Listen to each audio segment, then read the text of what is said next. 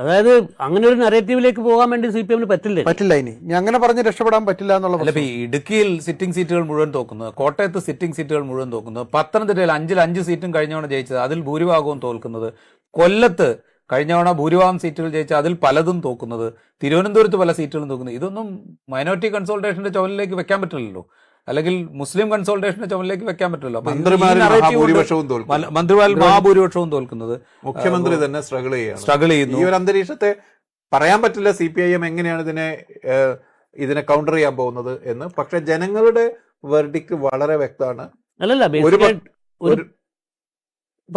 ഒരുപക്ഷെ ഇതിന് ശേഷം വരാവുന്ന CPIMന്റെ ഇക്കാര്യത്തിലുള്ള വിശദീകരണത്തെ പോലും തള്ളിക്കളയാവുന്ന വിധത്തിൽ പാർട്ടി അണികൾ തന്നെ ശ്രദ്ധാപൂർവം പാർട്ടിയെ തിരുത്തണം എന്ന ഉദ്ദേശത്തോടു കൂടി വോട്ട് രേഖപ്പെടുത്തി എന്ന് വേണം. അല്ലാതെ ഇങ്ങനെ വോട്ട് രേഖപ്പെടുത്താതെ തളിപ്പറമ്പും പയ്യന്നൂരും ഒന്നും തോക്കില്ലല്ലോ, ഒരു സംശയമില്ലല്ലോ കാര്യത്തിൽ. കാരണം 40,000 വോട്ടിന് 10 വർഷം മുമ്പ് ജയിച്ചത്, കഴിഞ്ഞ 5 വർഷം മുമ്പ് 20,000 വോട്ടിന് ജയിച്ച ഒരു മണ്ഡലം ഇത്ര പെട്ടെന്ന് കൈവിട്ട് പോകണമെങ്കിൽ, കഴിഞ്ഞ തദ്ദേശഭരണ തെരഞ്ഞെടുപ്പിൽ പോലും LDFന് ഭൂരിപക്ഷമുള്ള സ്ഥലങ്ങളാണ്. തദ്ദേശഭരണ വലിയ തിരിച്ചടിയേറ്റ പോലും തളിപ്പറമ്പും പയ്യന്നൂരും ഒക്കെ LDFന് ഭൂരിപക്ഷം നിലനിൽക്കുന്ന മണ്ഡലങ്ങളാണ്.